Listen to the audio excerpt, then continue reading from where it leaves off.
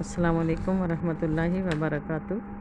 سبق المستشفیٰ ہم نے پڑھ لیا تھا، اس کی تمرین بھی کر لی تھی، تھوڑی سی تمرین اس کی رہتی تھی۔ چھٹا سوال ہے اذکری الوزن والباب للکلمات التالیۃ، کہ ان الفاظ کے وزن اور باب بتائیں۔ تو یسیرو ہے پہلا، تو یسیرو یفعلو کے وزن پہ ہے، اس کا باب ضرب یضرب، اور یقولو یفعلو کے وزن پہ ہے، اور یہ باب نصر ینصرو ہے۔ اور اگلا ہے تفضل، یہ تفاعل کے وزن پہ ہے، اور یہ باب تفاعل ہے۔ یہ تکلمو یا تفاعلو کے وزن پہ ہے، یہ بھی باب تفاعل ہے۔ ینادی یفاعلو کے وزن پہ ہے، اور یہ باب مفاعلہ ہے۔ یقیسو یفعلو کے وزن پہ ہے، اور یہ ضرب یضرب باب سے ہے۔ تعالی تفاعل کے وزن پہ ہے، اور یہ باب تفاعل سے ہے۔ جزا فعلا کے وزن پہ ہے، اور یہ ضرب۔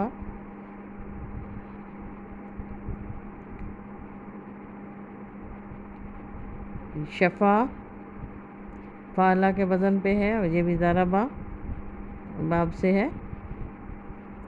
محافظہ مفاعلہ کے وزن پہ ہے، اور یہ باب مفاعلہ سے ہے۔ تو تھوڑی سی اس میں غور کرنے سے اور محنت کرنے سے یہ بابوں کی خود کی آپ کو پہچان ہو جائے گی۔ اگر آپ ساری گردانیں جو تمارین میں دی ہوئی ہیں وہ یاد کر لیں گے تو خود ہی آپ کو پتہ چل جائے گا کہ یہ کون سا فعل ہے اور اس کے کس وزن پہ آ رہا ہے۔ میزی اخوات کانا میں مجاتی واستخدمیہا فی جمل کثیرہ، کہ اخوات کانا یعنی کانا کے جو ساتھی ہیں ان کو بہن بھائی جو اس کے ہیں وہ آپ نے الگ کرنے ہیں بس، اور انہیں چھوٹے جملوں میں استعمال کرنا ہے۔ تو سب سے پہلے ان میں سے ہے لیسا، تو لیسا للانسانی الا ما سعی۔ ما زالا یہ بھی فعل ناقصہ میں سے ہے، یعنی کانا کے ساتھ کا ہے۔ یہ کانا سارا ظلا باتا ازا امسا اصباخا مداما وفاتیا ما زالا لیسا، یہ 13 ٹوٹل ہیں جو افعال ناقصہ ہیں۔ تو ان میں سے کچھ پہچان کرنے کے لیے دیے ہوئے ہیں۔ تو ما زالہ کا جملہ بنائیں گے، ما زالہ حامد عادلا، یعنی ہمیشہ رہنے کے معنی میں استعمال ہوتا ہے۔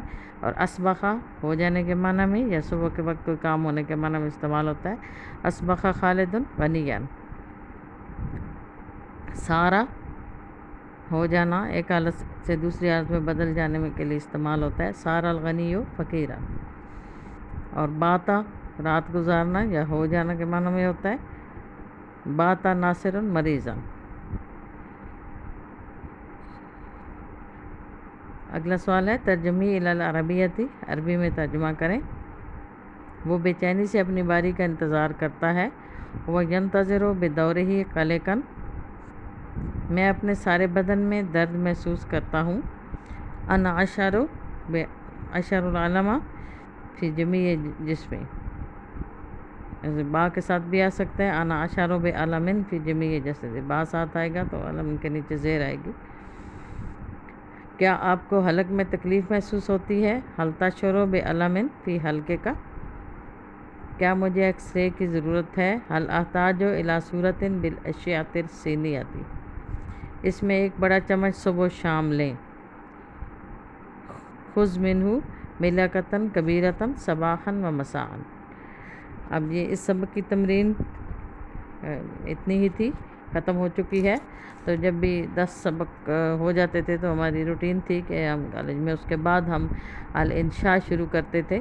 تو الانشاء میں پہلے سال میں آپ کے مضامین شامل تھے، اور اس سال میں دوسرے سال میں آپ کی درخواستیں اور خط شامل ہیں۔ تو درخواستیں یعنی جسے اپلیکیشن آپ انگلش میں کہتے ہیں، تو اس کا تھوڑا سا تعارف یہ میں آپ کو اس میں بھیج بھی دوں گی، اس کی تصویر بھی بھیج دوں گی تاکہ وہاں سے بھی آپ دیکھ سکیں۔ تھوڑی سی اس کے آپ کے لیے وضاحت کرتی ہوں کہ درخواست کے 3 بڑے حصے ہوتے ہیں۔ سب سے پہلے ہوتا ہے خطاب۔ خطاب ہوتا ہے مخاطب کرنا، جیسے آپ کہتے ہیں کہ بخدمت جناب پرنسپل صاحب، آگے کالج کا نام ہوتا ہے۔ تو اس میں جب عربی میں آپ لکھیں گے تو حضرت صاحب السیادہ رئیس الکلیہ الحکومیہ، تو شہر کا نام لکھنا ضروری نہیں ہوتا، جیسے کہ اگر آپ واقعی اپلیکیشن لکھ رہے ہیں پھر تو اپنے شہر کا نام لکھیں، لیکن اگر پیپر میں لکھ رہے ہیں تو پھر وہ ضروری نہیں ہوتا، الکلیت الحکومیت تک بھی لکھ سکتے ہیں۔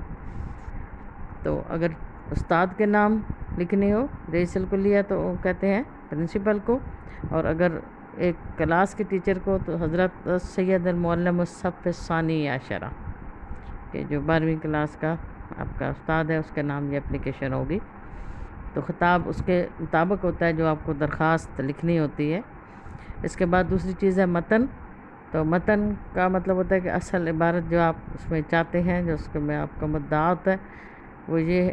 تو بعد الاحترام الواجب لکھ کے اس کے بعد عارضو علی سیادتکم اننی، یعنی میں آپ کے سامنے یہ درخواست پیش کرتا ہوں کہ بے شک میں، تو اس کے بعد آپ اپنی بات بیان کرتے ہیں۔ اس کے بعد نمبر 3 ہے اختتام۔